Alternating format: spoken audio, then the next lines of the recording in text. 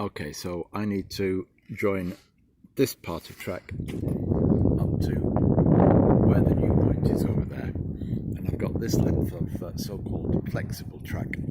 Let's call it springy track because it's very springy. In fact, the rail itself tends to be very springy. This stuff here is radius 3 set track, and that's gone in quite nicely. However, I haven't got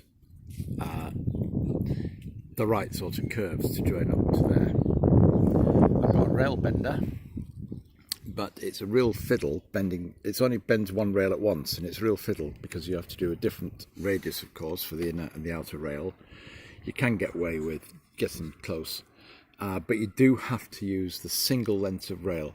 I've tried pulling normal track apart and bending the rail and putting it back together again, which involves taking off loads of tricky fish plates and that sort of thing, and that's a real performance. And some of the track is so springy it somehow doesn't want to curve to the right radius. Right, so that's what I'm doing. So first thing is to attach the track.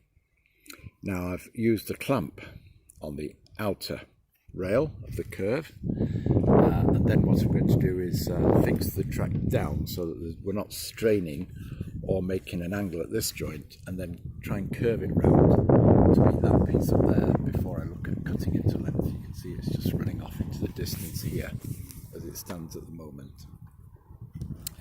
My length of flexible track. See how I get on.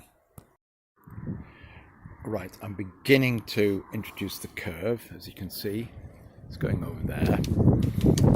What I have done is put a screw outside that joint there, because there is a tendency for it to push this out and to form a kink in the rail at the rail joiners, and also a screw in here on the set track to stop that being pushed over. So that stops that being pushed that way, in that direction, forming this kink as I pull the track round. Now the other thing is, you can't just pull the track round, you've got to pull it round but then push it out, so you're pushing the middle out, so you're kind of forcing the middle bit out, and so I may have to bring that bit down in that direction and at the same time push this bit out in that direction to form the curve. So you've got to do two things: pull that towards you and push this away from you to get the curve. A minor note: it's random, it's pure fluke.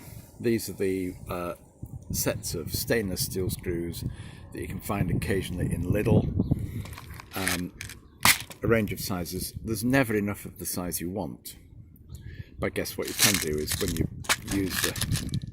find the ones that you want, you can order online and get more of the right size. But it does give you an emergency ration for something like this. But if I was fixing the whole track down, which I'm not, then of course I'd have to buy a box of 200 of that size. But there we go.